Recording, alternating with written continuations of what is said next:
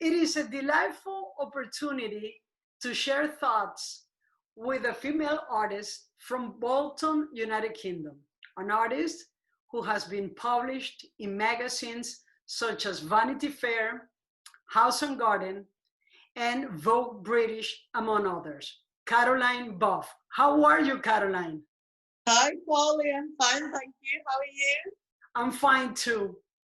Great. Caroline, it has been said that the paintings, the artworks, are the reflections of an artist.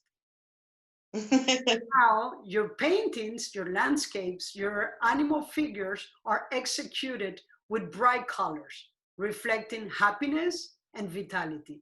What is the true nature behind your paintings' narrative? It's in a nutshell. It's just, do you know, it's just spirituality and my journey through life. Like that's it. There's nothing hugely technically worded I can say because I'm not a particularly wordy person, but it just maps out my spiritual journey through really difficult health periods to getting well and then staying well and all the different machinations that brings and experiences. And I'm just looking at a painting now. I did in the beginning as well, mid beginning, when I started again. I painted to lift my mood. So I wouldn't necessarily be feeling happy and sunny, but then I'd paint a beach and, and then put it up on my wall. And that was it. It was initially that period for me. And yeah, so it's just a mapping out of my journey, basically. That's it. Marvelous. Can you describe us a daily routine prior starting painting? Yeah, so, well, I tend to get up quite late, so it's life of an artist. I go on social media, I have a cup of tea, sort the dogs out. I have 2 dogs, and Lily's with me actually. She's being quiet, but she's being a good girl. And I just have to psych myself up for it.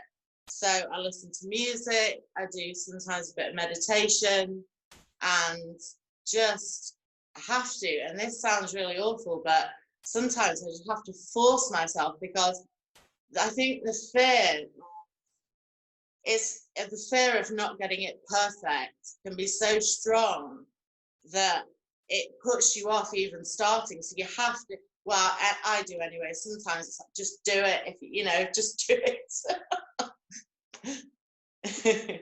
I can see your point. Sometimes you have to, even if you don't have the mood, you have to well, yeah. You have to push yourself into the discipline, right? Yeah, you have to psych yourself up for it, and groggy in the morning or whatever. But I've just started working out as well. And doing belly dance training as well. So I'm kind of getting a bit more energy these days, so it's actually beginning to look after myself a bit in that way, which is great. I like it. Now, is there any difficult or bad moments during your art career that make you feel quitting? Well, it's obviously it's different for everybody, but I suppose for me, you said I'm self-taught, and I stopped painting for a while and was enjoying social life, shall we say, and then I became very ill and I was hospitalized, and I thought, what am I going to do to make myself feel better in this period where I had no control, I didn't have any control over my life. And so I thought, what can I do? I was like, I always loved art, just paint. And so I started painting, and you see those paintings in my lost period, and they're quite dark and they're quite strange, but that's what got me through that period. So although that was sort of the roughest time in my art career, at the same time it was brilliant because it got me through, and it gave me something to do that was in my control. Fascinating story.